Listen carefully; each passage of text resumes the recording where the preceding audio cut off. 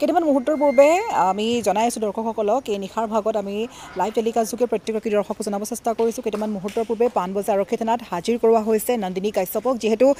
নন্দিনী কাশ্যপৰ বাহনৰ দুৰ্ঘটনাত ছামিউল হকৰ মৃত্যু হ'ল আৰু অৱশেষত মৃত্যুৰ সৈতে হাৰ মানিলে আজিৰ দিনটোত ছামিউল হকে। তাৰ পাছতেই এপ'ল' হস্পিটেলৰ মুখত আচলতে শ শ লোকৰ প্ৰতিবাদ হৈছিলে আৰু প্ৰতিবাদৰ পিছতেই দিছপুৰ আৰক্ষীয়ে চলাইছিলে বৃহৎ অভিযানৰ পিছতেই আচলতে অভিনেত্ৰীগৰাকীক যি থিয়েটাৰ আখৰাস্থলীৰ পৰা ঘূৰি অহা অৱস্থাত তেওঁক অভিযান চলোৱা হৈছিল আৰু তেওঁক আটক কৰি বৰ্তমান পাণবজাৰ আৰক্ষী থানাত হাজিৰ কৰোৱা হৈছে। আৰু এই মুহূৰ্তত যদি আমি সম্ভৱ হয় দেখাব চেষ্টা কৰিম সমগ্ৰ দৃশ্য কিদৰে আচলতে অভিনেত্ৰীগৰাকীক লৈ অহা হৈছে পাণবজাৰ আৰক্ষী থানালৈ। আৰু যিহেতু এই যি ভয়ংকৰ কাণ্ড সংঘটিত কৰিছিলে বাৰে বাৰে তেওঁ নাটকীয় ৰূপ দিয়াৰ চেষ্টা কৰিছিলে আৰু সকলোৱে দাবী উত্থাপিত কৰিছিলে যে তেওঁক গ্ৰেপ্তাৰ কৰিব লাগে। আৰু কিছু মুহূৰ্তৰ পূৰ্বে আমি যি বাতৰি প্ৰকাশ কৰিছিলোঁ সেই বাতৰি দেখা পাইছিলে যে এপ'ল' হস্পিটেলৰ মুখত কিমান শ শ লোকে প্ৰতিবাদ কৰিছিলে। সকলোৱে এটা কথাই কৈ আছিলে যে যেতিয়ালৈকে অভিনেত্ৰীগৰাকীক গ্ৰেপ্তাৰ নকৰে তেতিয়ালৈকে আমি প্ৰতিবাদ কৰিম বুলি কৈছে। আৰু লগতে ক'ব লাগিব কিছু মুহূৰ্তৰ পূৰ্বে আজিৰ দিনটোত শৃংখল চলিহাই এক মন্তব্য কৰিছিলে সামাজিক মাধ্যমত অসমবাসী ৰাইজক একগোট হ'বলৈ কৈছিলে ছামিউল হকৰ ন্যায়ৰ বিৰুদ্ধে যুঁজিবলৈ। আৰু তাৰ ঠিক পিছতেই প্ৰতিবাদৰ পিছতেই দিছপুৰ আৰক্ষীৰ চলিছিলে বৃহৎ অভিযান আৰু অভিযানতেই আটক কৰা হৈছিলে অভিনেত্ৰীগৰাকীক। আৰু বৰ্তমান আমি সম্পূৰ্ণ দৃশ্য দেখাই আছোঁ আমাৰ স্ক্ৰীণত কিদৰে আচলতে লৈ যোৱা হৈছে পাণবজাৰ আৰক্ষী থানালৈ আৰু হয়তো পুৱাৰ ভাগত তেওঁৰ স্বাস্থ্য পৰীক্ষাৰ বাবে তেওঁক প্ৰেৰণ কৰা হ'ব। তাৰপিছতহে জানিব পৰা যাব যে সমগ্ৰ ঘটনা এতিয়া কি হ'বলৈ গৈ আছে। আমি বাৰে বাৰে কৈছোঁ আজিৰ দিনটোত আচলতে যি অতিকৈ শোকাকুল খবৰ বুলি ক'ব লাগিব, হৃদয় বিদাৰৰ খবৰ বুলি ক'ব লাগিব, অতিকৈ বেয়া খবৰ। 25 জুলাইৰ মাজনিশা অভিনেত্ৰী নন্দিনী কাশ্যপে যি ভয়ংকৰ কাণ্ড দুৰ্ঘটনা সংঘটিত কৰিছিলে সেই দুৰ্ঘটনাত আচলতে এগৰাকী 21 বছৰীয়া যুৱক ছামিউল হকক তেওঁ মহতিয়াই লৈ গৈছিলে আৰু তাৰ পাছতেই তেওঁ পলায়নৰ চেষ্টা কৰিছিল আৰু সেই তেওঁৰ বলেৰো বাহনখনৰ পিছা কৰিছিলে এডাল যুৱকে। আৰু পিছা কৰাৰ পিছতেই যুৱকসকলকো তেওঁ দুৰ্ব্যৱহাৰ কৰিছিলে। সমগ্ৰ দৃশ্য ইতিমধ্যে সকলোৱে দেখা পাইছে। আৰু লগতে ক'ব লাগিব তাৰ পাছতে অভিনেত্ৰীগৰাকীক যেতিয়া সাংবাদিকে প্ৰশ্ন কৰোঁতে তেওঁ বাৰে বাৰে এটা কথাই কৈ আছিলে যে তেওঁৰ যিখন বাহন ক্ষতিগ্ৰস্ত হৈছিলে সেই বাহনখনৰ খৰচ কোনে বহন কৰিব। তাৰোপৰি তেওঁ এই কথাও কৈছিলে যে 21 বছৰীয়া যুৱক ছামিউল হকে কিছু পৰিমাণেহে আঘাত পাইছে বুলি কৈছিলে। কিন্তু যদি কিছু পৰিমাণে আঘাতেই পাইছিল তেন্তে আজি কেনেকৈ সেইগৰাকী ছামিউল হকৰ মৃত্যুৰ বাতৰি পোৱা গৈছে তাৰ বাবে। আৰু লগতে ক'ব লাগিব অভিনেত্ৰীগৰাকীয়ে বাৰে বাৰে কৈ আছিলে যে তেওঁৰ বাহনৰ স্পীড খুবেই কম আছিল বুলি কৈছিলে। কিন্তু তাৰ পিছ মুহূৰ্ততে যি CCTV ফুটেজ দেখা পোৱা গৈছিলে সেই ফুটেজৰ আমি ইতিমধ্যে সকলোৱে দেখাইছিলোঁ, প্ৰত্যেকগৰাকী দৰ্শকক আমি সেই ভিজুৱেলছ দেখাইছিলোঁ। CCTV ফুটেজত সম্পূৰ্ণৰূপে স্পষ্ট হৈছে যে অভিনেত্ৰীগৰাকীয়ে কিমান স্পীডত গৈ আছিলে। এক বায়ু সেনাৰ স্পীড বুলি ক'লেও ভুল নহয়। তেওঁ অতি ভয়ানক স্পীডত তেওঁ গতি কৰিছিলে আৰু তাৰ পাছতেই তেওঁ মহতিয়াই লৈ গৈছিলে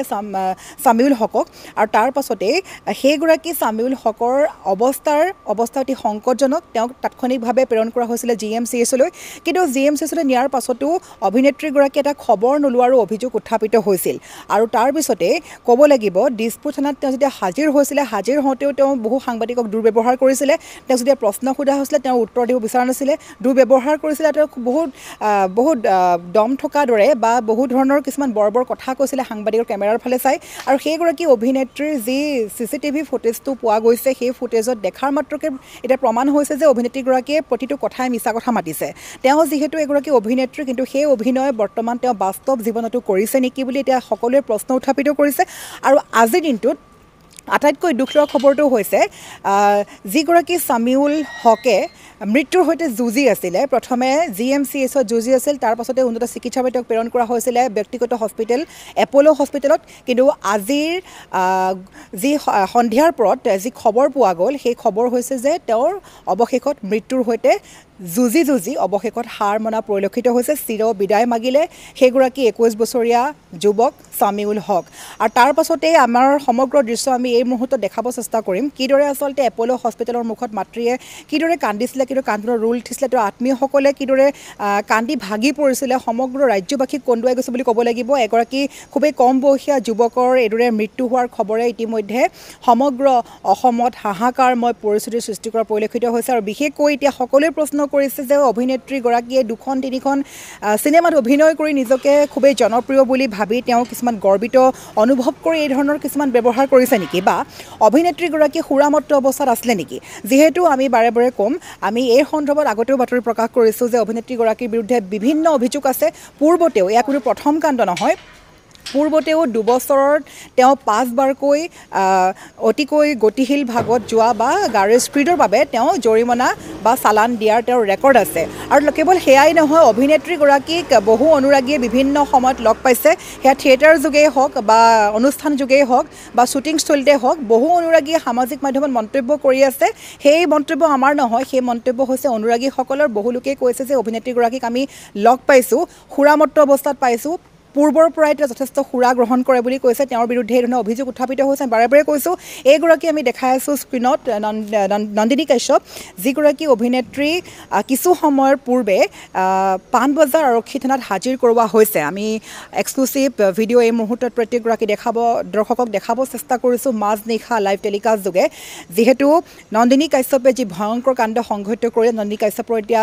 বিৰুদ্ধে সকলোৱে বিচাৰিছে গ্ৰেপ্তাৰ কৰিব লাগে শীঘ্ৰে গ্ৰেপ্তাৰ কৰিব লাগে আৰু কোনো সময়ত বহু লোকে কৈছে যে দিছপুৰ আৰক্ষী ব্যৰ্থ হৈ পৰিছিলে নেকি দিছপুৰ আৰক্ষীয়ে কিয় একো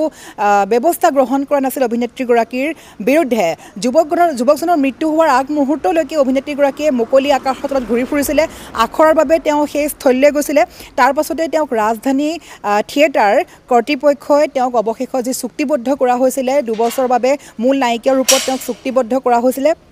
2025-24 বৰ্ষৰ ৰাজধানী থিয়েটাৰৰ বাবে তেওঁক চুক্তিবদ্ধ কৰাৰ সেই বিশেষ চুক্তিখন অৱশেষত বাতিলো কৰা বুলি খবৰ পোৱা গৈছে আৰু কেৱল সেয়াই নহয় অভিনেত্ৰীগৰাকীৰ বিৰুদ্ধে নানানটা অভিযোগ উত্থাপিত হৈছে আৰু সেইগৰাকী অভিনেত্ৰীয়ে আজি যুৱকজনৰ মৃত্যু হোৱাৰ আগমুহূৰ্তলৈকে আখৰা কৰি মুকলি আকাশৰ তলত একো যেন দুৰ্ঘটনাতে সংঘটিত কৰাই নাই সেইদৰে তেওঁ ঘূৰি পকি আছিল তাৰ পাছতে আজি যুৱকজনৰ মৃত্যু হোৱাৰ পাছতে যেহেতু সমগ্ৰ ৰাজ্য কঁপি গৈছে এপ'লো হস্পিটেলৰ সমগ্ৰ সেই দৃশ্য আমি দেখাব চেষ্টা কৰিছিলোঁ সেই স্থানৰ পৰা কি পৰিৱেশ সৃষ্টি হৈছিলে আজি তাৰ পাছতেই বিভিন্নজনে প্ৰতিবাদ কৰা দেখা গৈছিলে শ লোকে প্ৰতিবাদ কৰিছিলে সমগ্ৰ অসমবাসীক একগোট হ'বলৈ শৃংখল চলিহাই মন্তব্য কৰিছিলে সকলো ৰাইজে মন্তব্য কৰিছে যে ন্যায় পাব লাগে সামিউল হকে তাৰ পাছতেই সেই প্ৰতিবাদৰ পিছতেই দিছপুৰ আৰক্ষীয়ে চলালে বৃহৎ অভিযান অৱশেষত অভিনেত্ৰীগৰাকী গুৱাহাটীৰ দিশলৈ আহি থকা অৱস্থাত তেওঁক আমিনগাঁৱৰ পৰা তেওঁক অভিযানত তেওঁক আটক কৰি লৈ অহা হৈছে আৰু বৰ্তমান আমি যি দৃশ্য দেখাইছোঁ বৰ্তমান এয়া পাণবজাৰ আৰক্ষী থানাত তেওঁক হাজিৰ কৰোৱা হৈছে আৰু এই মুহূৰ্তত ক'ব লাগিব বিভিন্ন সময়ত তথ্য পোৱা ভিত্তিত জ্যেষ্ঠ অধিবক্তা বিজন মহাজনৰ কিছুমান মন্তব্য আমি পাইছিলোঁ যি মন্তব্যত তেওঁ কৈছিলে যে যিবোৰ ধাৰা তেওঁৰ ওপৰত লাগিছে বা যি ধাৰাৰ ভিত্তিত সেই ভিত্তিত যদি আমি যাবলৈ যাওঁ তেওঁৰ হয়তো যাৱজ্জীৱন কাৰাদণ্ড হ'বও পাৰে বা 10 বছৰ পৰ্যন্ত জেল হ'ব পাৰে এই ধৰণৰ কিছুমান আমি খবৰ পাইছোঁ লগতে এই যি ধাৰা তেওঁৰ বা যি গোচৰ ৰুজু কৰা হৈছে সেই সন্দৰ্ভত জানিব পৰা যাব পৰৱৰ্তী সময়ত তেওঁৰ ওপৰত কি শাস্তি বিহা হয় বা তেওঁ দোষী হিচাপে তেওঁ কিমান বা কি আইনৰ মতে কি ব্যৱস্থা লোৱা হয় সেয়া পৰৱৰ্তী সময়ত জানিব পৰা যাব তাৰ বাবে আমি কাইলৈ পুৱাৰ ভাগলৈ অপেক্ষা কৰিব লাগিব কাইলৈ পুৱাৰ ভাগত অভিনেত্ৰীগৰাকীক পাণবজাৰ আৰক্ষী থানাৰ পৰা নিয়া হ'ব স্বাস্থ্য পৰীক্ষাৰ বাবে তাৰ পিছত জানিব পৰা যাব যে অভিনেত্ৰীগৰাকীক কি শাস্তি বিহা হ'ব বা ক'ত কি হ'ব সকলোখিনি আমি কাইলৈ পুৱাৰ ভাগত তথ্য সহকাৰে আগবঢ়াব চেষ্টা কৰিম আমি বাৰে বাৰে কৈছোঁ এই মুহূৰ্তত পাণবজাৰ আৰক্ষী থানাত অভিনেত্ৰী নন্দিনী কাশ্যপক তেওঁক হাজিৰ কৰোৱা হৈছে আৰু এইখিনিতে ক'ব লাগিব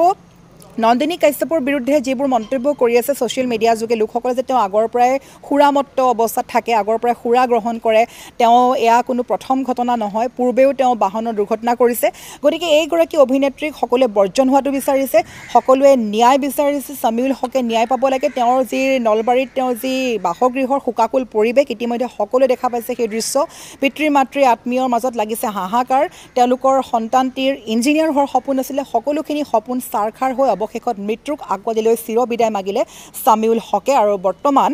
নন্দিনী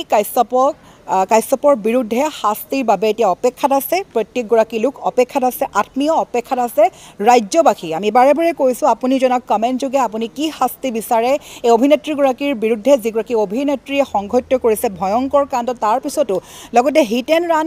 যি কাণ্ড সংঘটিত কৰিছে সেই কথাও পোহৰলৈ আহিছে গতিকে এই অভিনেত্ৰীগৰাকীৰ বিৰুদ্ধে আপুনি কি শাস্তি বিচাৰিব আমি বাৰে বাৰে কৈছোঁ কমেণ্ট বক্স খোলা আছে কমেণ্ট কৰক আমাক লাইভ টেলিকাষ্ট যোগে কি আপোনালোকে বিচাৰিব তেখেতে শাস্তি পোৱাটো যিহেতু বৰ্তমান তেওঁক আটক কৰি অনা হৈছে পাণবজাৰ আৰক্ষী থানালৈ আৰু সেই দৃশ্য আমি পুনৰ এবাৰ লাইভ টেলিকাষ্ট যোগে আগবঢ়াবলৈ চেষ্টা কৰিছোঁ